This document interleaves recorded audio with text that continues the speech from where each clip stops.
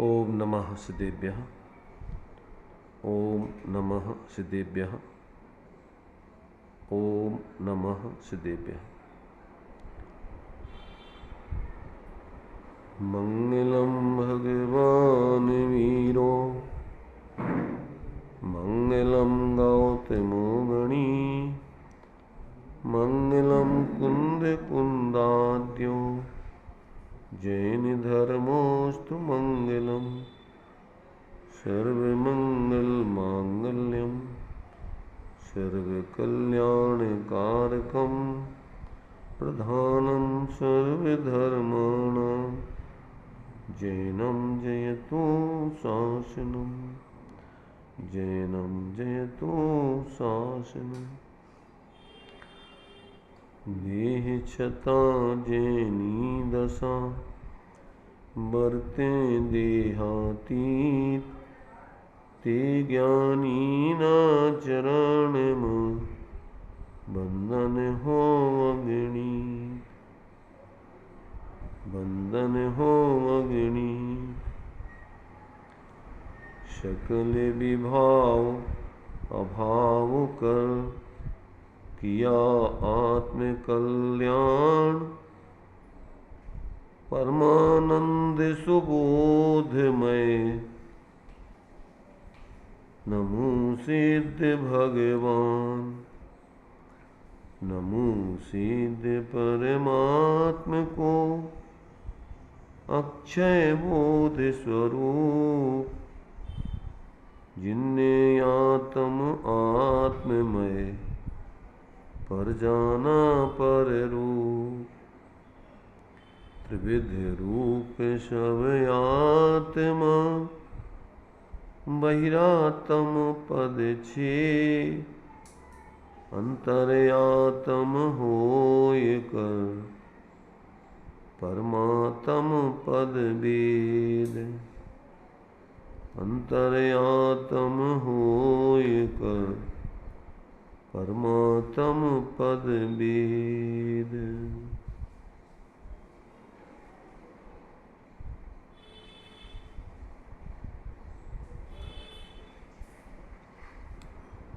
चर्चा अपनी श्रीमद् राजचंद्र जी के वचनामृत जो विराग सरिता नाम की पुस्तक है उसमें जो संकलित है उसके माध्यम से अपने विचार यहाँ चल रहा है। अभी 304 नंबर का जो वचनामृत है उसके अंतर्गत 304 नंबर का वचनामृत मूल में तो महानीति नाम से है और महानीति के अंतर्गत इन्होंने वैसे तो बड़ी पुस्तक में 700 वचन है। इसमें कितने वचन हैं? 700 वचन है, पर इसमें से खास वचनों का संकलन करके 78 वचन संक्षिप्त में यहाँ पर उन्होंने निकाल के रखे हैं। इसके माध्यम से अपन विचार कर रहे हैं। तो इन 78 में से 10 नंबर तक के वचन तक की चर्चा अपनी हो गई थी कल। इसके आगे के वचनों का अपन विचार करते हैं। 10 नंबर तक के वचन अपन छोटे छोटे वाक्य उसको एक बार पढ़ लेते हैं ताकि जो लोग आए नहीं थे उनको एक बार उसका सामान्य से ज्ञान हो जाएगा। सत्य भी करुणामय बोलना, बैरागी हृदय रखना, दर्शन भी बैरागी रखना, संसार की उपाधि से जैसे बने वैसे विरक्त होना, सिर जाए तो भी प्रतिज्ञा भंग नहीं करना, लोक निंदा से नहीं डरना, प्रत्येक स्वयं बुद्ध को भगवान समझना, असंभवित कल्पना नहीं करना, बैरी के गुण की भी स्तुति करना और उतावला होकर के नहीं चलना। उन्होंने तो अपने ऊपर लिखा है खुद को संबोधन नहीं चलूँ, नहीं करूँ, है ना, आत्म संबोधन करते ना जैसे खुद, तो उन्होंने तो अपने संबोधन के लिए मूल में लिखा है।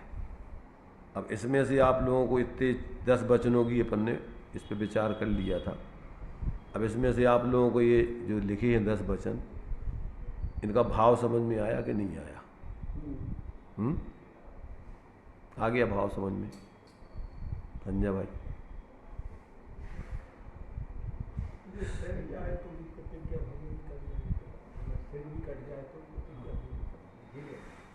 अपन पढ़ते नहीं है, कोई बुरा कहो या अच्छा, लक्ष्मी आवे या जावे, लाखों वर्षों तक जीव या मृत्यु आज ही आ जावे, तो भी न्याय मार्ग से मेरा कभी न पद डिगने पावे। मर जाने पर भी सत्य को नहीं छोड़ना। सत्य को नहीं छोड़ना माने धर्म को नहीं छोड़ना। अपने धर्म में जैसे मान लीजिए टोडरमल जी हैं, तो उनके लिए सत्य बोलने के कारण लोगों को बुरा लगा और कहा कि तुम ये वापस लो अपने वचन जो बोला है या लिखा है। उन्होंने कहा भाई ये तो वस्तु का स्वरूप है, क्या वापस लें, कैसे वापस लें, बात तो ऐसी है। तो अब उन्होंने कहा कि तुम इस बात को वापस लेते कि नहीं, या इसको अस्वीकार करते कि नहीं, ये गलत है। कि भाई वो तो अस्वीकार तो नहीं होगा। अपन बोलते ना कि प्राण जाए पर वचन न जाई, रघुकुल रीत सदा चली आई। जो बात जैसी है वो तो वैसे ही है। अब कोई अगर तुम्हारे लिए भय दिखावे, किसी प्रकार से कुछ भी करे, तो भी जो है उस बात को जैसी है वैसी की वैसी उसको मानना, स्वीकार करना, उससे मुकरना नहीं, उससे अन्यथा नहीं बोलना। तो ये जो है यहाँ अपन को कि कैसी परिस्थिति आ जाए, पर उस परिस्थिति पर गर्दन कट जाए, यानी आयु पूरी हो जाए, उपसर्ग आ जाए, कुछ भी आ जाए, परंतु अपन सत्य मार्ग से नहीं चुकें, धर्म मार्ग से नहीं चुकें। 7-8 में है प्रत्येक स्वयं बुद्ध को भगवान मानो। इसी का एक दूसरा रूप आगे इसमें ही इस रूप में भी दिया है। इसी का 68 नंबर का वचन है इसी में ही, प्रत्येक तत्व ज्ञानियों को परमेश्वर मानो। देखो है नहीं प्रत्येक जीव को यहाँ कह रहा है प्रत्येक जिसने आत्मबोध प्राप्त कर लिया है, जिसको अपने स्वरूप का बोध हो गया है। तो यहाँ से अपन बोलते एक देश जिन संज्ञा लागू हो जाती है। जिन जिन किसे कहते हैं? जिन जिन माने जिन्होंने मोह राग द्वेष को जीता है, वे भगवान है। हाँ तो वही कह रहा है कि जहाँ से मोह राग द्वेष जीतना चालू हो गया, तो अपन बोलते सत्य स्वरूप सदा जिनके प्रगटो मिथ्या तवदात निकंदन, और केली करें शिव मार्ग में जगमाह जिनेश्वर की लघुनंदन। तो वे क्या कहलाते हैं? भगवान जिनेन्द्र के लघुनंदन बन गए वो। तो मतलब क्या कि जैसे भगवान पूर्ण वीतराग हैं, अब वे भी जो है अपने जीवन में आंशिक वीतरागता को प्रकट करके उनके ही मार्ग पे चल रहे हैं। अब ये जो है आगे क्रम से भगवान पूर्ण बनेंगे ही। अभी भी एक देश भगवान बन चुके हैं। जैसे अपन डॉक्टरी पढ़ने लग जाए कोई लड़का, तो अपन क्या बोलते उससे? डॉक्टर साहब बोलते ना, भाभी निगम न से डॉक्टर साहब, तो उसको डॉक्टर साहब बोल देते। तो ऐसे ही ये कह रहे हैं कि प्रत्येक आत्मज्ञानी को क्या समझना? भगवान जैसा उसको मान सम्मान, माने बहुमान देना। यहाँ भगवान का मतलब अपन लोक में भगवान को क्या मानते हैं? श्रेष्ठ मानते हैं। भाभी निगम नए, भाभी निगम नए से अब वो अभी वर्तमान में भगवान कहलाता है। और वर्तमान में ऋजसूत्र नए से देखा जाए तो एक देश भगवान है, वो एक देश जिन है। तो अब वो जो है माने उसके लिए अपन को जन साधारण की कैटेगरी से अलग रखेंगे, सामान्य जीवों के हिसाब से नहीं है वो। हम्म? हम्म?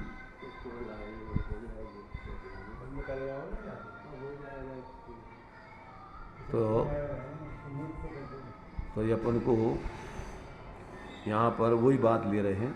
राजेश तुम चले जाओ, उठे ले आओ, इधर उठा के इधर रख दो, फिर आएगा, फिर बीच में बोलेगा। तो एक एक वचन में अपने लिए यहाँ पर अंतर के रहस्य बताना चाहते हैं। तो यहाँ पर अपने लिए इन सारी चीज़ों में माने क्या कहना चाह रहे हैं, अपनी दृष्टिकोण क्या इस प्रकार से बनता है कि नहीं। यदि नहीं बनता है तो अपन उसका लाभ नहीं ले पाएंगे। भाई जैसे अपन को अपन लोगों में बोलते बंदे तो गुण लब्ध है, तो अपन जिसकी वंदना करते हैं, बहुमान करते हैं, तो लोक में क्या प्रयोजन होता है। अपन भी वो जैसा बंद चाहते हैं उसको, तभी उसको अपन वंदना करते। लोक में भी अपन जैसे मान लीजिए जो भी पदों पर रहते हैं बड़े, उस पर तो उसको अपन नमस्कार आदि करते हैं, तो उसका प्रयोजन क्या रहता है। भाई वो अपन चाहते हैं, वो पद अपन को भी अपन सोचते हैं कि हम भी ऐसे बन जाए, तो उसका बहुमान करते हैं। तो ये बात यहाँ पर वही है कि अपन प्रत्येक भेद विज्ञानी जीव को आत्मज्ञानी जीव का बहुमान करें। जैसे अपन को भगवान का बहुमान गुणों की प्राप्ति के लिए होता है, ऐसे ही अपन को जिनके अंदर ऐसे ये गुण प्रकट हो रहा है तो उनका बहुमान करें अपन। ये बात यहाँ पर ली गई है। 8वां नंबर ये है, असंभवित कल्पना नहीं करूं। क्या मतलब? कल्पना से यहाँ पे क्या मतलब बता रहे हैं, तुम क्या शरीर हो सकते हो कि नहीं। चलो क्या कहा, तुम शरीर हो जाओगे कि नहीं, अजीब बन सकते कि नहीं। तो देह जीव को एक गिनना कि नहीं। तो वही कह रहे हैं कि असंभवित कल्पना नहीं करना, मिथ्यात्व के भाव नहीं करना। कल्पना माने क्या, ऐसी इस प्रकार के विचार, ऐसी मान्यता। जो चीज हो नहीं सकती है वैसा सोचना नहीं, वैसा मानना नहीं, वैसा जानना नहीं। कल्पना माने क्या, विचार उस जाति का।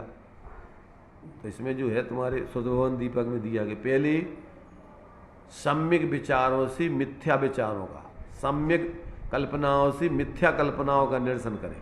आप जब भी आत्मबोध को प्राप्त होंगे तो पहले आप सब विचारों में तो निर्णय करोगे। पहले तो अपन वस्तु विचार और फिर ध्यावती मन पावे विश्राम, रस स्वादत सुखूप जी अनुभव ताको नाम। तो कब होगा वो, कि जब आपको पहले विचारों के तल पे सही बात आएगी, तभी तो आपको अनुभव के तल पे, जीवन के तल पे उसका प्रैक्टिकल कर पाओगे।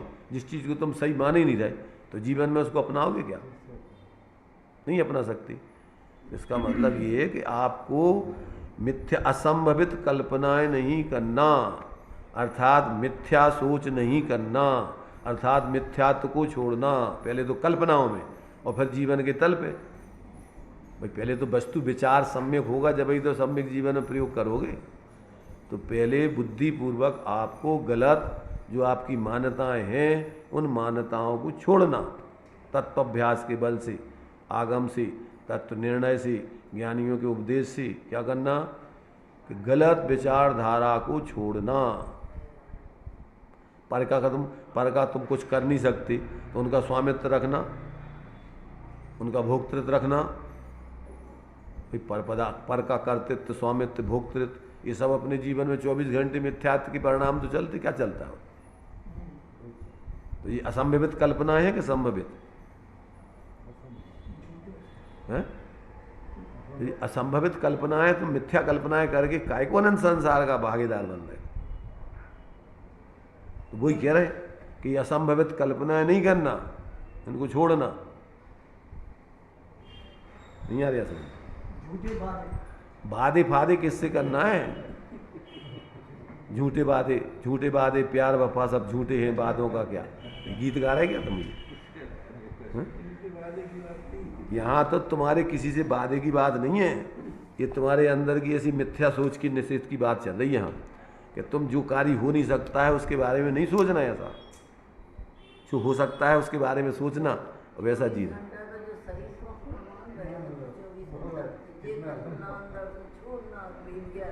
बार बार विचार करो कि अपन शरीर नहीं है, अपन तो जीव हैं, अपन जानने वाले हैं।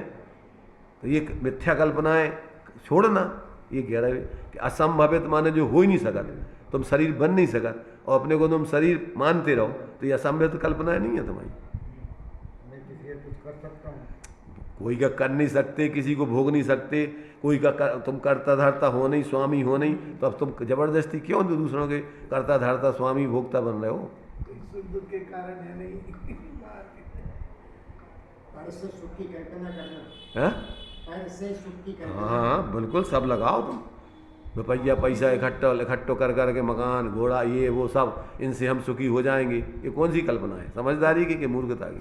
ये भी असंभवित कल्पना है। हो ही नहीं सकता ना तुम पर से सुखी, सब असंभवित कल्पना है। ऐसी असंभवित कल्पनाएं नहीं करना, छोड़ना इनको। ये कह रहे समझदारी के जो विचार हैं यथार्थता में भी विचार करो। वास्तव में अपना अहमिक्को खलु शुद्धो दन संडाण मयो सदा रूबी नाभि अर्थ मध्य किंची भी अन्नम परमाणु मित्तम भी। मुझे सम्यक दर्शन प्राप्त हो जाए, ये संभवित कल्पना। ये संभवित विचार है, भावनाएं कहो, कल्पनाएं कहो, ठीक है। अपनी परिणति में आज तक अपन मिथ्या कल्पनाएं कर करके पड़े हुए संसार है, तो अब सम्यक विचार करो कि भैया ये हमारे लिए ये कार्य अपना नहीं किया आज तक, ये करो। तो जब तक आपको जो है मेरा ज्ञान, मैं ज्ञान स्वरूप हूँ, शरीर आदि रूप नहीं हूँ, ये मेरा स्वरूप नहीं है, तो अब ये विचार अपनी क्या है, ये सही विचार है। अभी पर्याय में तुम वैसे हो सकते हो, कैसे हो सकते हो? अपने चैतन्य स्वरूप आत्मा का अनुभव करके ज्ञानात्मक जी सकते हो, शांत निराकुलता रूप निर्विकल्प रूप जी सकते हो। तो ऐसा तुम सोचो और जियो। तो पहले तो सोचोगे, जब ही तो जीवन में उस प्रकार परिणमन करोगे। अब तुम सोच ही नहीं रहे, अब तुम सोच रहे हम करोड़पति बन जाएंगे, अरबपति बन जाएंगे, तो हम इससे सुखी हो जाएंगे। अब तुम आज तक बताओ सुखी हो रहे हो तो? इन मिथ्या कल्पनाएं कर करके और व्यर्थ की जो है अपनी जिंदगी खराब कर रहे हैं। और जितनी जितनी अपन पढ़ते हैं सुख प्राप्ति हेतु प्रयत्न करते, सुख जाता दूर है। तू क्यों भयंकर भाव मरण प्रवाह में चकचूर है। लक्ष्मी बड़ी अधिकार भी, पर बढ़ गया क्या बोलिए। परिवार और कुटुंब क्या है वृद्धि, कुछ नहीं मानिए। संसार का बढ़ना अरे नरदेह की यह हार है।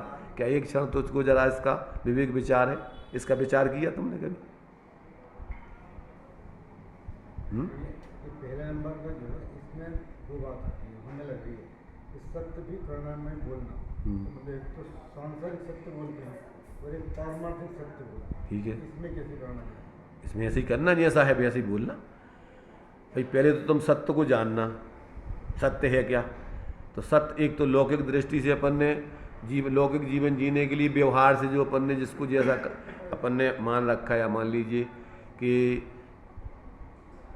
बाज़ार से अपन कोई चीज़ लाए और वो चीज़ मान लीजिए 100 रुपये की आई, तो अब वो 100 रुपये की आई तो अब 100 रुपया की कीमत नहीं बता करके अपन कह तुम्हारी कसम 200 की ले आए हम। जो क्या बोल रहा है, सही बोल रहा है? तो सही बोल रहा है कि झूठ बोल रहा है? व्यवहारिक दृष्टि से, अभी व्यवहारिक दृष्टि से सही बोलोगे तो मंद कसाय है, पुण्य होगा। और पारमार्थिक दृष्टि से सत्य माने एक परमाणु मात्र भी हमारा नहीं है, वो आएगा सत्य में। जैसे मान लीजिए अपन सत्य से सत्य बना है, तो उत्पाद वे ध्रुव युक्तम सत सद्रव लक्षणम। तो प्रत्येक वस्तु अपने अपने द्रव्य गुण पर्यायमय होती है, अपने चतुष्टयमय होती है, उसके अलावा एक परमाणु तुम्हारा नहीं है। तो बनारसी दास जी ने सप्त व्यसनों में, भाव सप्त व्यसनों में पराई दूसरों की चीज़ को अपनी मानना, तो क्या है ये चोरी है। तो एक परमाणु मात्र तुम्हारा नहीं है और रात दिन तुम चोरी कर रहे, दूसरों की चीज़ बनना मानना तो है नहीं, मिलना चोरी मतलब दूसरों की चीज़ उठाओगे तो जेल में जाओगे, पकड़े जाओगे, चीज़ तो ले नहीं पाओगे तुम। तो 4 गति अरे इतने हो रही ना, हो जाएगी नहीं। 4 गति 84 लाल की जेल, ये लाख योनियों की जेल काय के आधार पर मिली आपको? किसने दी तुम्हें ये? अपन बोलते तन कारागृह, ये शरीर रूपी जेल आपको मिली है, तो किसने दी है? इसी असत्य के जीवन से, तो चोरी से तो मिली है तुम्हें, जो तुम्हारा नहीं है। रात दिन उसको ग्रहण करने के भाव से जो पाप बंधा, उससे तो 4 गति में घूम रहे थे। कौन घुमा रहे तुम्हें? सोचो भाई, एक एक वचन में इनके क्या है, ये महानीति के वाक्य हैं। जैसे समुद्र में अनेक नदियाँ समा जाती हैं, एक एक वचन में अनेक अनेक उसमें जो है क्या है, अनेक अनेक गहराइयाँ छिपी हुई हैं। रहस्य छुपे हुए हैं। अब उसका अपन विचार करो, जैसे बीज में वृक्ष छपा है, अपन देखने में तो बीज इतनों से लग रहा हो, पर का है उसमें, कितनी चीजें हैं उसमें कितनी सामर्थ्य है। ऐसे भी इन्होंने लिखा कि ज्ञानियों का एक एक वचन अनंत आगमों को लिए हुए होता है, उनमें बहुत सारे। अब बोल दिया अपन ने सत बोल दिए, सत, तो क्या हो गया इसमें, क्या बोल दिया, सत सत सत सत सत सत, सत में क्या क्या आ गया, नहीं विश्व में कोई चीज ऐसी रह गई कि उसने अब नहीं कही हो उसमें। सत माने अस्तित्व मात्र, अस्तित्व मात्र माने जो कुछ भी विश्व में है वो सब कह दिया सत में। इसलिए सत्यम शिवम सुंदरम, सत्य ही कल्याण स्वरूप है। सत्य शिव, शिव माने कल्याण स्वरूप, और वही सुंदर है। यत निश्चय गदो समाओ सब्बत सुंदर उलोए, बंद कहा ये अति तीर्ण विसंवादनी हुई, माने जो इस प्रकार से एकत्वमय वस्तु है वही सुंदर है लोक में। बंधन की कथा उसमें विसंवाद पैदा करने वाली है, एक दूसरे में एक दूसरे को जोड़ना। अब जैसे अपन ने बंधन है, अब अपन ने शादी करके बंधन कर लो, अब ये क्या हो गई, अब रात दिन विसंवादी होने का शांति मिलने, बंध गए एक दूसरे में, जी हम आए हम इनके। अब हो पाओगे तुम उनके, भी तुम्हारे हो पाएंगे कभी, रात दिन जिंदगी भर बेचारे ही नहीं मिल पाएंगे। जिंदगी में तो एक वस्तु दूसरी वस्तु की होने का तो सवाल ही नहीं है। क्या कर रहे हैं अपन, रात दिन विसंवाद में जी रहे हैं, रात दिन कसायों में जी रहे हैं। विसंवाद माने विपरीत भावों में, उल्टे भावों में, उल्टे विचारों में। अरे अपन जब बोलते जहाँ देह अपनी नहीं, जब एक क्षेत्र रहने वाला है शरीर ही तुम और नहीं हो सकता आत्मा को, तो और कोई बन जे तुम आओ, तहाँ ना अपना कोई घर संपत्ति पर प्रकट हैं, पर हैं परिजन लोग, वे तो तुम्हारे कहाँ से हो जाएंगे। थोड़ा इस पर विचार करो, एक एक वचन अगर विचार करोगे तो बोलती बंद हो जाएगी। क्या करोगे बताओ, शांत, अगर तुम सही बात समझ लो तो बोल भी को कर रहेगा तुम्हें, बस शांत हो जाओ। इसलिए एक एक वचन को अगर अपन सही तरीके से विचार करके चिंतन करके जिए तो जीवन आपका क्या है, पूर्ण आनंदमय शांतिमय होगा। अब इन पर विचार करो एक एक चीज़ों पे। अब विचार नहीं करते, अपन दौड़े जा रहे हैं, अंधे बने दौड़े जा रहे बिना कछु विचार के दौड़े जा रहे। सब पागल बने तो उसके पीछे अपन भी दौड़े जा रहे हैं। कहाँ जा रहे हैं, सब तो जा रहे थे उन्हीं की संग में। अब उनसे पूछो भी कह रहे भी जा रहा है, उनसे कहो भी जा रहे हैं। अब कोई को नहीं पता कहाँ जा रहा है, वे भी दौड़े जा रहे हैं, उनके पीछे भी उनके पीछे भी उनके पीछे। तो ये अंधी दौड़ है और ये भेड़ चाल है। एक भेड़ जहाँ जाती है, अब वो चाहे खड्डा में जा रही हो चाहे कुआ में जा रही हो, वे सब भेड़ है उसके पीछे लग जाती। तो मिथ्या दृष्टियों की भेड़ चाल होती है और सम्यक दृष्टि की सिंह वृत्ति होती है। वो बनी बनाई रास्ताओं पर नहीं चलता है। क्या वो तो नए रास्ता पे चलता है, देख करके चलता है, जहाँ खतरा नहीं है उस मार्ग से चलता है। ऐसे ही जो है ज्ञानियों के लिए सिंह वृत्ति कही है और अज्ञानी मिथ्या दृष्टि कुकर वृत्ति वाला है, वो यथार्थ कारण को नहीं समझता है। इसलिए यहाँ पर जो है अपन को इन वचनों में सभी वचन जो है, जितने वचन हैं उनमें सब में, अब जैसे मान लीजिए दर्शन भी बैरागी रखना, क्या अर्थ होता है, तीसरे नंबर का वचन है। दर्शन भी माने देखो इनका एक वचन है, देखते ही जहर चढ़ता है। इसका मतलब कि अपन ज्ञाता दृष्टा रहते हुए वस्तु स्वरूप को देखते ही नहीं हैं। जिसको भी देखेंगे कसायों से देखेंगे, दुर्भाव से देखेंगे, विपरीतता से देखेंगे। माने आप सहज वस्तु के स्वरूप के आधार से देखते नहीं हैं। आपका देखना, अपन कहते अरे भैया इसका देखना बहुत खतरनाक, दृष्टि बेस, देखते संगे सामने वाला व्यक्ति भयभीत हो जाए। जैसे मान लीजिए पिल्ली है, कबूतर को या पक्षियों को देखे, बिना देखते ही साल घबरा जाता। क्यों, कैसा देखना है उसका, काय के लिए देख रही हो। ऐसी प्रत्येक मोही व्यक्ति जो भी चीज़ देखता है तो कैसे देखता है वो, यहाँ कह रहे दर्शन भी बैरागी, बैरागी माने कसाय रहित, राग द्वेष रहित, मोह रहित आपका देखना होने चाहिए, बिना कसाय की। बिना कसाय के देखना पूर्ण रूपेण भगवान का हो रहा है, भी जानना है, देखना है, ज्ञाता दृष्टा उनका, उनके लिए देखने, उनको जो वस्तु जैसी है वैसा देख रहा है, वो कोई उसमें मिलावट नहीं कर रहा है। और अपन कैसा देखते हैं, मकान देखो भज्जी भाई निकले, लिखा हुआ है जो मकान बिकाऊ है, बोर्ड लगा हुआ है। अब क्या होगा, कितने का नहीं, हमारा हो जाए ये मकान तो यार हम खरीद लें यार, पता करो कौन का है, क्या मतलब, पुद्गल को ढेर है, अनंत पुद्गल परमाणु है, तुम्हारा हो जाए वो। देखते ही संगे बिना कसाय के देखते नहीं है, मिथ्या दृष्टि, रात दिन कसाय पूर्वक ही देखा। एक देखना दर्शन बैरागी रखना, कसाय रहित देखना। अब हम कसाय रहित देखते नहीं है, जो भी चीज़ देखेंगे वो अच्छी बुराई जब कैसी जैसी, देने ही देने का नहीं है, तो अभी अपन उसने ऐसा नहीं बनाना था, ये मकान इसने ऐसा बना दिया, ये गलत बना दिया, फलाना कर दिया, क्या क्या क्या लेना देना तुम अनर्थ का। 24 घंटे जब तुम कसाय से देख रहे हो तो अनर्थ दंड ही तो है, तुम्हें मिलने का है उसे, दूसरे पदार्थों से, उसमें से कुछ आना जाना तो है नहीं, व्यर्थ में तुम्हारे लिए कसाय का भाव हो रहा, राग द्वेष हो रहा है। तो ये कह रहा है कि भैया तुम देखना बैरागी माने कसाय रहे देखना, कसाय पूर्वक नहीं देखना। अब अपन बताओ कि 24 घंटा कैसे देख रहे अपन, जो कछु देख रहे बिना कसाय के देखा तो कोई चीज़ को अपन, ये भी आपके छद्मस्त के भाव राग बिना नहीं होते, और सम्यक दृष्टि के भाव राग से तो होंगे, लेकिन राग का राग नहीं होगा, इसलिए कह देते हैं। अरे भाई देखो क्या है, हम बताएं, राग का राग नहीं होगा, पर राग ही पहली चीज़ तो खतरनाक है। पहले तो जो समझ में आना चाहिए, जो राग जो है अपना आग है, राग आग दहे सदा ताते समामर से ये चिर भजे विषय कसाय, अब तो त्याग निष्पद भी है, कहाँ रचो पर पद में न तेरो पद, यह है क्यों दुख सहे। तो पहले तो तुम्हारा राग ही क्यों हो रहा है। अच्छा कदाचित चलो अब तुमने तात्विक दृष्टि से विचार कर लो, तो अपन को कहाँ विचार आउट कि जो राग अपने लाने बुरा है। अपन राग कर रहे माने कोई चीज़ अपन ने बाजार में देखी अच्छी रखी है, तो अपन को ऐसा लग रहा हो राग के जो बुरा हो रहे हैं ऐसे देख रहे, ऐसा लग रहा हो कि जल्दी वो चीज़ मिल जाए अपन को। राग का राग मतलब उसमें एकत्व बुद्धि अच्छो मान रहा है उस राग को, अपन उस पदार्थ को देख करके उसमें लगातार अपन को राग बना हुआ है, और फिर ऐसा मान रहा है कि जो मिल जाए तो अपन को देखो कितना मजा आएगा अपन को इसके भोगने में, खाने में, जो भी है। तो कहा है वो कहाँ भेद विज्ञान का जो राग, पहली चीज़ तो परद्रव्य तुम्हारा है नहीं, पर को तुम खा नहीं सका, और खाने का जो राग हो रहा है वो अपने लिए कैसा है, हानिकारक है, बुरा है।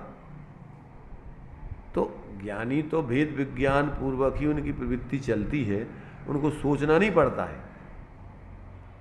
क्या ये सोचना नहीं पड़ता है कि राग को राग नहीं करने।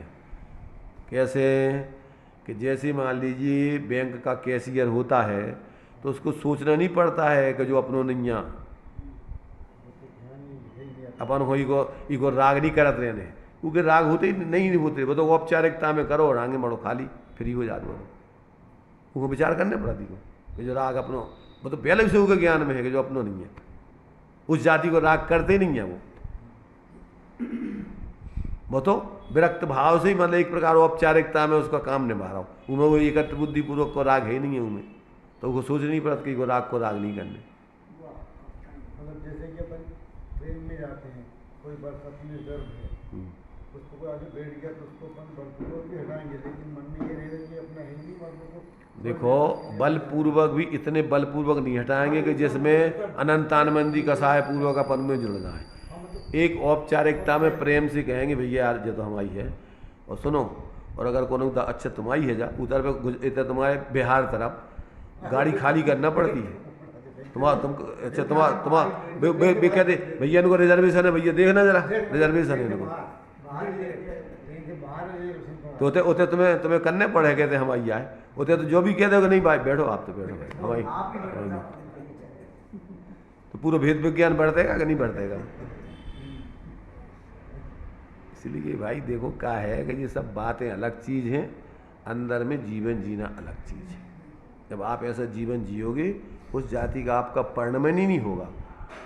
कोई शरीर को माने ख़त्म कर देगा तो भी आप उस जाति के जुड़ोगे ही नहीं। टोडरमल जी को हाथी से पिछलवा रहे, कितनी तकलीफ हो रही है उनको। वही तो हाथी से कह रहे हैं तो अपना काम करो। अरे भाई ये तो हम पहले ही से उससे अलग होके जी रहे हैं, समझ रहे हैं कि ये हम है ही नहीं। तो अब तो इसके पीछे काय के लिए अपने माने मार खा रहा है, दुखी हो रहा है। अरे भाई वो तो हम पहले ही से उसको पृथक जान करके जी रहे हैं। जैसे लड़की को व्यक्ति अलग अपने घर की पराए घर की जानते हैं, तो समय आ जाने पर खुशी खुशी विदा कर देते, रोग दिखाते हैं, दुखी होते हैं। क्यों खुशी खुशी क्यों कर देते, क्यों कर देते भाई? जो अपने घर की जो है ही नहीं, पराए घर को धन है जो, तो रखो है जब तक अपन रखा है ही को, और जैसे ही को अवसर आ जाए तो अपन भेज दोगे घरे कि भैया जाओ तुम आओ, हम आओ, जो घर नहीं है तुम आओ, अपने घरे जाओ तुम। अगर कभी कभी ससुराल से आके ज़्यादा रुक जाए, कहीं दी जाने का घर है तुम्हें, तो ही होगा क्या, इतना ही देने का तुम्हें, जाओ ना तुम अपने घरे। तो इसलिए जब इस शरीर की विदाई का टाइम आता है, विदाई की बेला, तो क्या करा था, कैसी विदाई करेंगे?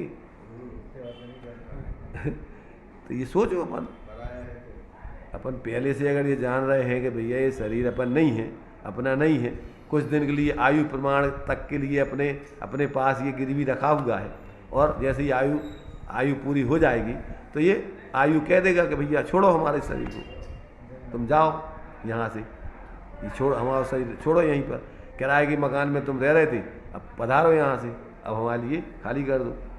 तो क्या करोगे? क्या करोगे? पड़ेगा, करोगे तो नहीं।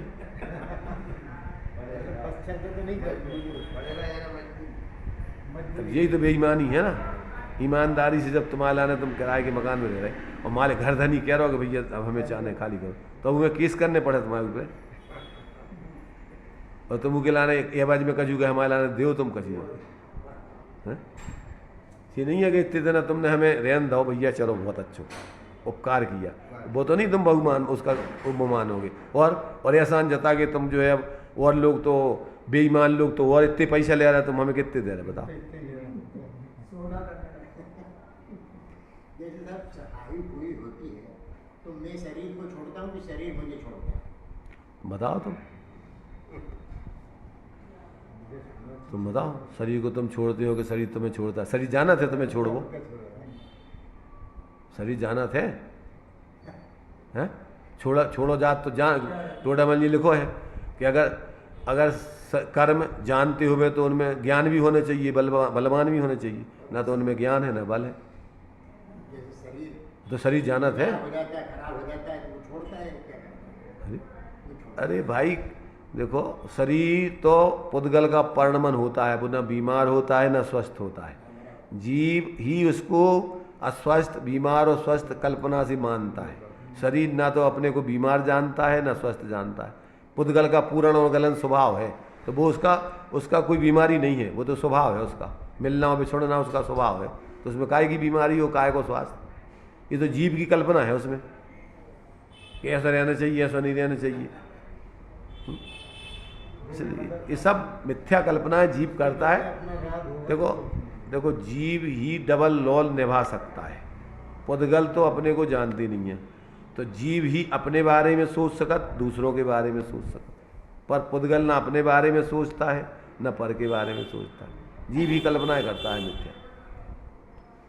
इसलिए अपन थोड़ा विचार करो कि आज तक अपन ने सिर्फ और सिर्फ असंभवित कल्पनाओं के अलावा क्या किया है आज तक। जो हो नहीं सका वो उसको बनाने का काम तो रहा, उससे तो रहे। कोई चीज़ जो तुम कल्पनाएं करते रहे, सोचत रहे, वो तो होती नहीं है, हो सकती नहीं है, तो हो जाएंगी भाई। जो भी जिसको तुम सोच रहे कि जी हमारे यहाँ आए और जी हम ऐसा हो जाए वैसा हो जाए, तो अब सोचते कल्पनाएं करते रहो, वो तो उसका तो कुछ होना ही नहीं। उसका तो परिणमन, जड़ चेतन की परिणति सब अपने अपने में होती है। अनुकूल प्रतिकूल कहना ये सब ये तुम्हारी मिथ्या कल्पना है, झूठी मन की वृत्ति है। इसलिए इन वचनों का यदि अपन रहस्य जानने का प्रयत्न करेंगे तो अपन रहस्यमय हो जाएंगे। अपना जीवन भी रहस्यमय हो जाएगा। दिखेगा कुछ और रहेंगे अपन कुछ और। रहस्यमय किसे कहते हैं? भगवान की तुम्हारे से दौलत राम जी की जो अपन स्तुति पढ़ते हैं, सकल गे ज्ञायक तदपि निजानंद रसलीन सूजनेन्द्र जयवंत नित अरि रज रहस्य विहीन। रहस्य विहीन, रहस्य जानते हो किसे कहते हैं? अरि रज रहस्य विहीन। क्या कहलाता? अरि रज रहस्य विहीन, रहस्य विहीन।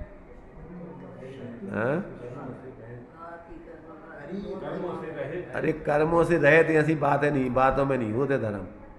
जब तक अरि रज रहस्य, इनके अर्थ बताओ। चारों के अलग अलग अर्थ होते हैं। अरि रज रहस्य।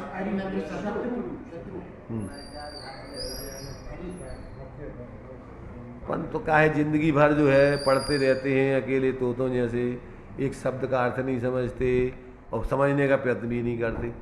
इतनी महत्वपूर्ण स्तुति है कि अकेले एक स्तुति पढ़ समझ लो तो समझ लो सब जनवाणी को सब समझ लो तुमने, कछु नहीं बचे बाकी। अरे तुम भी कल्पनाएं करत रहो अकेली, बस अकेले अपने अपनी कल्पनाओं से सोचत रहो। जो उतर लिखो है उनने जो अर्थ, वो अर्थ नहीं समझोगे तो ऐसी कल्पनाओं से थोड़ी अर्थ निकलत, मिथ्या कल्पना। अरे हम ये कह रहे हैं कि अब बातें अकेली ऐसी थोड़ी है कर्म रूपी शत्रु का हो। उसका एक एक का अलग अलग अर्थ है। अरि का अर्थ क्या है, रज का अर्थ क्या है, रहस्य का अर्थ क्या है, विहीन का अर्थ क्या है। तो एक एक शब्द का अर्थ है। जितने वाक्य लिखे हैं, शब्द लिखे, उनका एक एक का अर्थ होता है। अब अर्थ नहीं समझोगे तो बोलत रहो कभी भी, पर उसे भाव तो भाषित होगा नहीं। इसलिए पहले तो अपने लिए कि अरहंत भगवान किन्हें कहते हैं, कि अरहंत भगवान अपन ने पढ़ लो है कि 4 घातिया कर्मों से रहित होते हैं।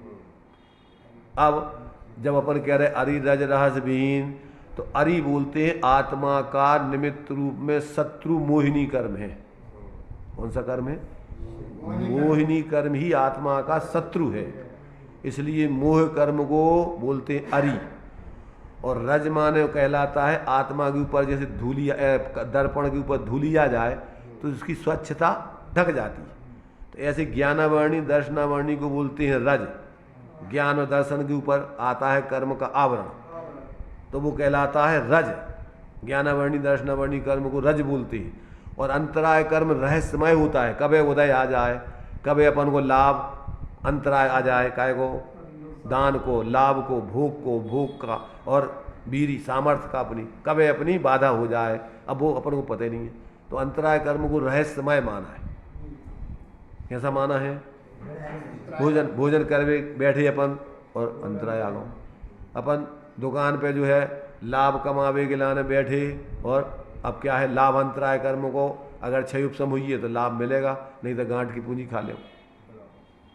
पाप को दे आगो तो क्या होगा? लाभ नहीं मिलेगा। भूख करना चाहते हो, दांत कट गो, भोजन कर भी रखो और दांत कट, जबान कट गई, दांत कट गो, जबान कट गई दांत से, तो अब क्या होगा?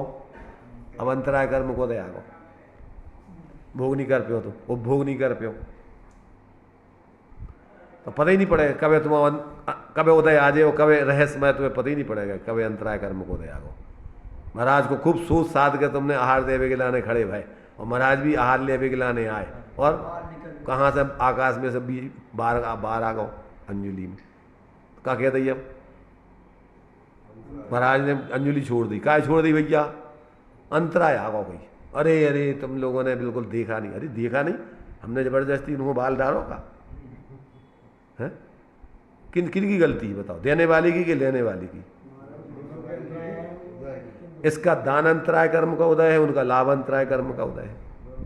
ये देना चाह रहा है ईमानदारी से, भी लेना चाह रहा है ईमानदारी से, पर न भी ले सकते हैं न ये दे सकता है। क्यों? ऐसे दोनों के कर्म का उदय आ गया। वो दोनों का उदय एक साथ आया होगा ना? वो का ये अलग अलग आएगा क्या? जब एक दूसरे से लेने देने को काम है, तो अब ये कहीं दूसरे दो ही नहीं दे पा रहे।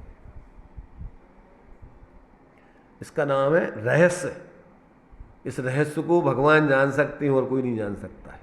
कब की को उदय कैसे आ जाए, इसलिए बोलते हैं कि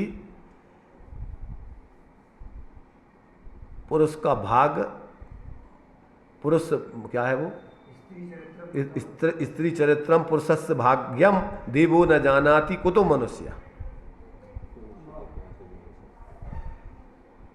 क्या? स्त्री का चरित्र और पुरुष के भाग्य को देव भी नहीं समझ सकते हैं, मनुष्यों की बात तो दूर रखो।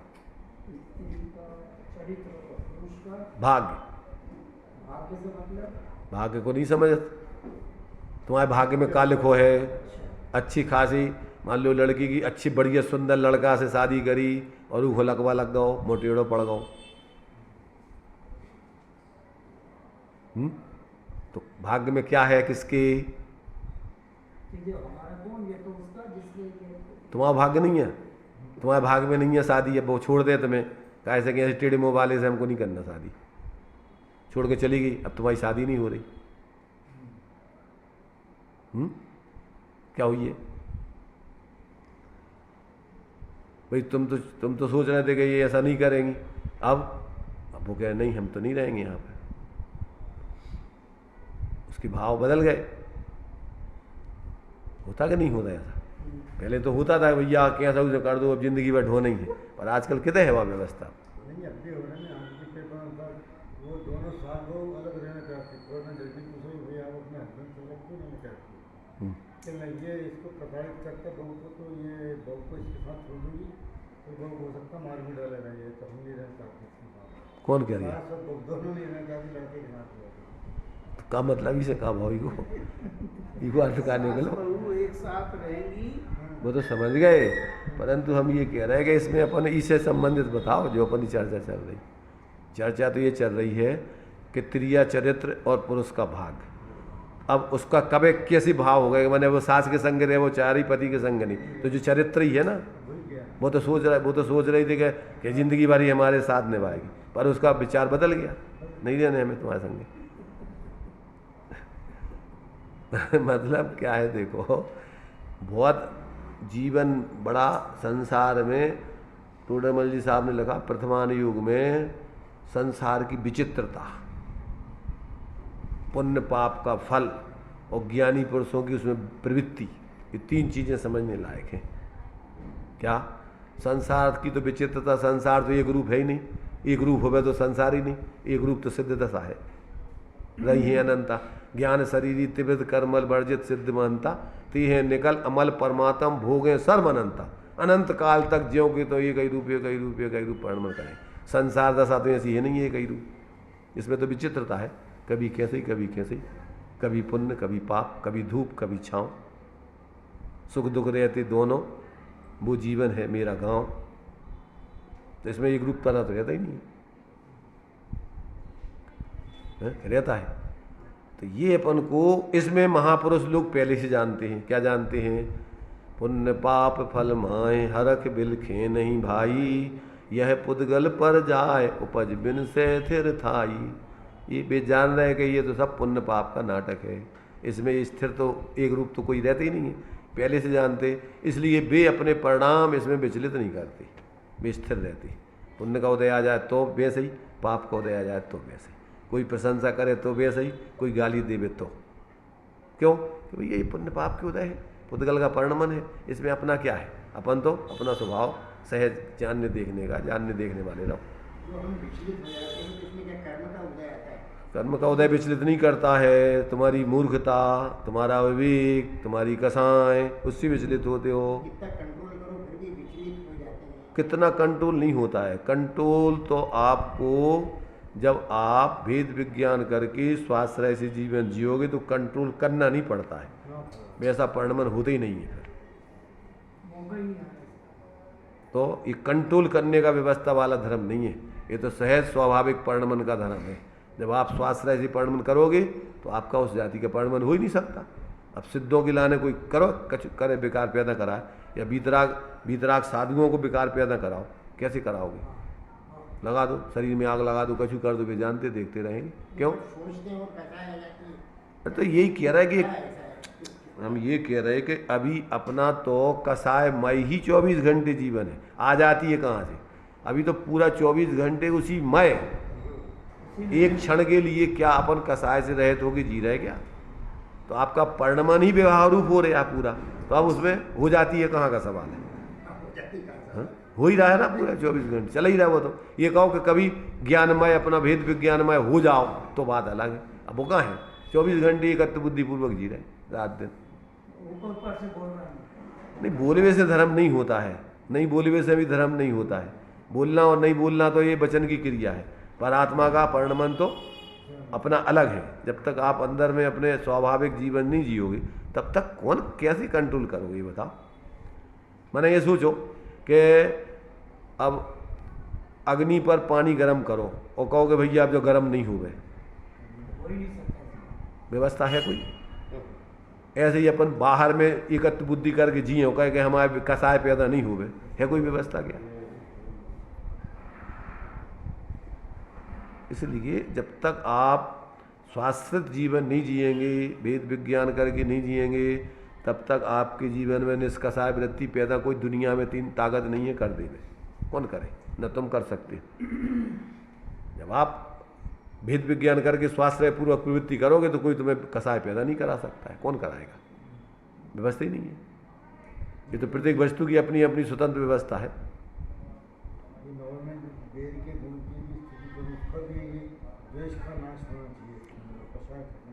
भाई देखो, अच्छाइयाँ सत्य है तो अपन कहते सत्य कहीं से मिले, उसको अपन को ग्रहण करने चाहिए। तो यहाँ भले ही अपन व्यवहारिक दृष्टि से पाप के उदय में एक दूसरे की नहीं बन रही, तो भाई बैरी किसे कहते हैं? एक दूसरे की विचारधारा नहीं मिल रही। अपन मान रहे हैं कि जी भैया ये हमारे अनुकूल नहीं है। भाई बैरी तो यहाँ अनुकूल प्रतिकूल, लोग में अपन जो बोलते हैं मित्र और शत्रु, ये मित्र और शत्रु तो स्वार्थी व्यक्तियों के होते हैं। वितरागियों के तो कोई ना मित्र है ना कोई शत्रु है। किसके मित्र शत्रु होते हैं? जो जिनके स्वार्थों में साधक हो जाता है वो उसको मित्र कह देता है, और जो उनके स्वार्थों में बाधक होता है उसको शत्रु कह देता है। तो अब जो है माने जिनके जीवन में इस प्रकार के भेद विज्ञान बढ़ता है तो वो सामने वाले से भले ही उदय से वो मान लो अपने से बुराई माने हुए है, अपने को शत्रु मानता है, पर उसके प्रति भी ये कहेगा कि नहीं यार ये व्यक्ति जो है इसमें ये अच्छा ही है, ये बात इसकी बहुत अच्छी है।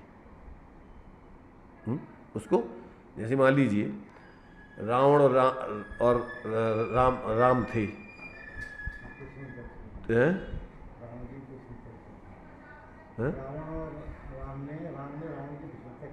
हाँ कि भैया बहुत विद्वान है, लक्ष्मण को भेजा कि भैया तुम इनसे क्या शिक्षा लो, अंतिम समय मरण समय भी जाके तुम इनसे अपनी शिक्षा लो।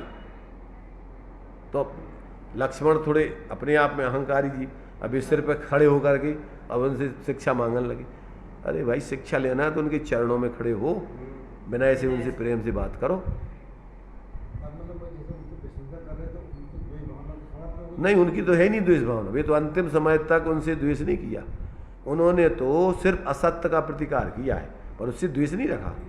वो तो अंतिम समय तक जो है, बात मत करो चलो, अंतिम समय तक जो है क्या करता रहा, हमारे भाई तुम ये काम सीता तुम्हें चाहती नहीं है और तुम जबरदस्ती सीता के ऊपर अन्याय कर रहे हो, तो तुम ये अन्याय छोड़ दो उसी समय। हमें तुमसे कोई शिकवा शिकायत के लड़ाई झगड़े का कोई काम ही नहीं। पर दम भाग गया, उनको मान आ गया कि अपन अगर सीता को छोड़ना तो है, पर कैसी? पहले जीतेंगे राम को और बाद में वापस करेंगे। तो लोग कहेंगे कि देखो कितना कितना जो है माने बलशाली है, योद्धा है। और इसने जैसे अपने देश की के अपन ने पाकिस्तान की भूमि पे कब्जा कर लिया और बाद में वापस कर दी युद्ध में कि भाई तुम्हारी जमीन हमको नहीं चाहिए, पर हमारे यहाँ तुमने अगर घुसने का प्रयत्न किया तो फिर समझ लो तुम, इसलिए आप ले जाओ। जैसे मान लीजिए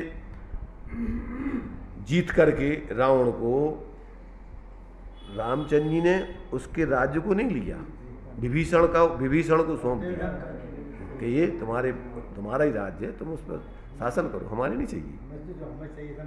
बस हमारी चीज़ हमें वापस चाहिए थी और हमें कुछ नहीं चाहिए।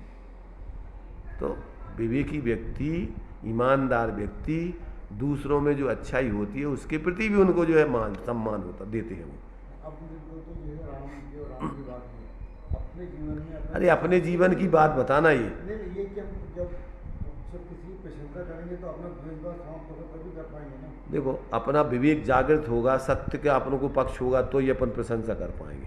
और अगर तुम्हें विवेक ही नहीं होगा तो आदमी सामने वाले में कितने अच्छाई, अरे हो काय को बोल, हो ही नहीं सकते ऐसा बेईमान आदमी हो, तो उसका ऐसे उल्टी पुल्टी सोचोगे उसके बारे में, तुम उसको स्वीकार कर ही नहीं सका, तो कि सब ईमानदारी को, उसकी अच्छाई को। द्वेष बुद्धि से चश्मा तुम्हारा जब उसके क्या है उल्टा चढ़ा है, तो तुम्हें सब चीज़ें ऐसी दिखेंगी, सब उल्टी उल्टी। तो ये जो है, इनमें अपने लिए इन वाक्यों में सारे रहस्य मैंने नैतिक और धार्मिक दृष्टि से सब इसमें उन्होंने प्रयोग करके लिखे। अब इनके बारे में यदि अपन एक एक का विचार करो तो अपने जीवन में कहाँ कहाँ से विसंगतियाँ चल रही हैं, धर्म के क्षेत्र में, लौकिक क्षेत्र में। एक बात समझ में नहीं आ रही लोहे में, बेरी के गुण की भी स्तुति करना। बेरी तो पहले उसके गुण है कहाँ, अब गुण है उसके पास, गुण कौन से उसके नहीं। अच्छा ये बताओ, सुनो सुनो सुनो, ये बताओ, कांजी स्वामी को सैकड़ों लोग गाली के पत्र भेजते थे और वे कहते थे कि भूला भगवान भगवान छे, तो उनको भगवान नहीं दिख रहे थे इसमें, भूल तो दिख रही थी थोड़ी सी और भगवान दिख रहे थे पूरा उसमें। प्रत्येक आत्मा में भगवत्ता कम है का? तुम्हें बेरी में अकेले बस वही दिख रहा हो, तुम्हें बेरा ही बेरा, उमें वो स्वभाव नहीं दिख रहा, उमें आत्मा नहीं दिख रही तुम्हें, है आत्मा दिख रही उमें नहीं दिख रही तुम्हें, तो तुम्हारी दृष्टि खोटी है, तो तुम्हें उमें अच्छाई दिखाई नहीं रही। अच्छाइयों को पिंड है वो, बताओ, दोष तो है क्षणिक पर्याय को, और स्वभाव कितनों है, तो उमें कितनी कमी है, कितनी कमी है उमें, तो वो अकेलो पर्यायी है, बहुत सी क्षणिक पर्याय का दोष ही है कि वो पूरी आत्मा भी है संग। क्या है वो आत्मा है कि सिर्फ क्षणिक पर्याय है? बोल क्यों नहीं रहे?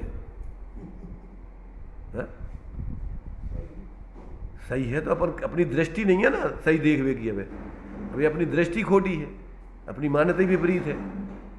पज्य मूढ़ा पर समय संयोग दृष्टि, अपनी स्वभाव दृष्टि है ही नहीं।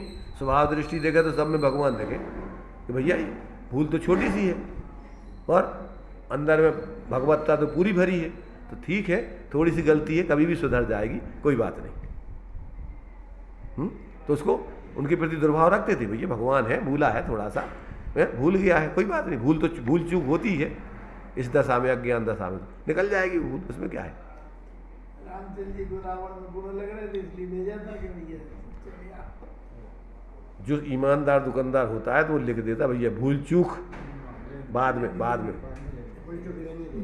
लेनी देनी, जो कुछ अगर हो जाए तो उसमें अपन हिसाब किताब कर लेंगे। ऐसा नहीं है कि एक दुकान से नीचे उतरे थे हमें कोई मतलब नहीं है, तुम आओ हमारी दुकान से नीचे उतर गए, हम कोई तुम्हारी बात नहीं मानेंगे, तुम जानो तुम्हारा काम जाने। इसलिए अगर अपने अंदर में क्या है, वास्तव में तत्व दृष्टि है, वस्तु स्वरूप की दृष्टि है, तो कभी अपन एकांत से किसी के प्रति दुर्भाव कर ही नहीं सकती। तात्कालिक परिस्थितियां बनती हैं, बिगड़ती हैं, उदय अनुसार कोई व्यक्ति जानबूझ करके अपना हित नहीं करना चाहता है, परिस्थिति बसात उसको ये सब गलत काम करना पड़ते हैं। उदय जन तो जाओ अपन को ये समझ में आ जाएगा भैया परिस्थिति स्थिति है, कोई बात नहीं, ठीक है, समय पे सुधर जाएगा। अपन मानते हैं भैया अब छोटो सो है तो अब जो गलती करेगा ही मतलब बाला के, थोड़ा बड़ा हो जाएगा समझदार तो फिर आ जाएगी इसमें समझ आए में कितनी देर लगने। कोई मिथ्या दृष्टि है, सम्यक दृष्टि बनने में कितनी देर लगेगी उसको। तो इसलिए इन सब बातों पे अपन को ईमानदारी से विचार करो तो अपन को किसी प्रकार से एकांत से जो विपरीत सोच निरंतर चलती रहती है अज्ञानता में और अनंतानंदी का साय में, वो अपनी नहीं चलेगी। चलिए आपका टाइम हो चुका है, वैसे तो बहुत अपनी चर्चा हो चुकी है। हाँ देखो ऐसा है कि सुनो, जितने भी आपको सांसारिक सुख दुख हैं, अपन ने ये पढ़ा ना कि सुख दुख दाता कोई न आन, मोह राग रस दुख की खान। तो क्या है ये? मोहजन्य कल्पना है सुख दुख। न सुख अजीब में हो, सुख दुख न अजीब में होता है न जीव के स्वरूप में है। तो ये ऊपर ऊपर आपकी मोह की कल्पना है दुख है। वास्तव में स्वरूप में तुम्हारे न दुख है न सुख है, काल्पनिक, वो तो कल्पना है तुम्हारी। अगर स्वरूप को देखो तो वो तो सुख का बना हुआ है, पर को देखो तो उसमें सुख दुख नाम की कोई वस्तु नहीं है। तो अब ये दुख तो बीच में है धर्म में, काल्पनिक। कल्पना छोड़ दो तो काय को दुख? जैसे मान लीजिए मुनिराज है, अब उनके शरीर को जला दिया तो अब वो उनको सुख भाव के दुख भाव? क्यों नहीं हुआ सुख दुख? वही परिस्थिति में तुम्हें क्यों दुख हो रहा है कि तुम मोह से कल्पना करते हो। आत्मा ज्ञानम स्वयं ज्ञानम ज्ञानात अन्यत करोति किम परभावस, परभावस कर्तात्मा मोह अयम। मोह माने कल्पना, मोह की कल्पना है ये तुम्हारी। मोह अयम व्यवहारी नाम, व्यवहारी अज्ञानी जीवों का मोह विकल्प है, मोह का भाव है। जब अपन वस्तु स्वरूप का विचार करो तो सुख दुख नाम की कोई वस्तु नहीं है, सब कल्पना आती है। और पर्याय दृष्टि से देखो तो ये दुख तुम्हारी पर्याय में काल्पनिक भी सही, पर काल्पनिक स्वप्न, स्वप्न है तो सही। जैसे तुम देख रहे कि तुम मान लीजिए कि क्या बन गए तुम, कि तुम जो है गधा बन गए, मनुष्य थे और स्वप्न में गधा बन गए और लोगों ने तुम्हें लाद दो, लदे फिर रहे, अब तुम डंडा खा रहे, तो बताओ तुम गधा बने कि नहीं बने? बताओ। एक दृष्टि से गधा तुम बने ही नहीं हो, कल्पना ही है ना वह तुम्हारी। और कल्पना की दृष्टि से गधा बन गए तो दुखी हो ही रहे तुम। तो उस काल्पनिक दृष्टि में तुम गधा की कल्पना कर रहे हैं ना, तो वो काल्पनिक तो कल्पना भी है, तो उस कल्पना की दृष्टि से सही है, पर वास्तविकता से देखो तो झूठी है कल्पना। चलिए अपना जो है यहीं अपन विराम लेते हैं।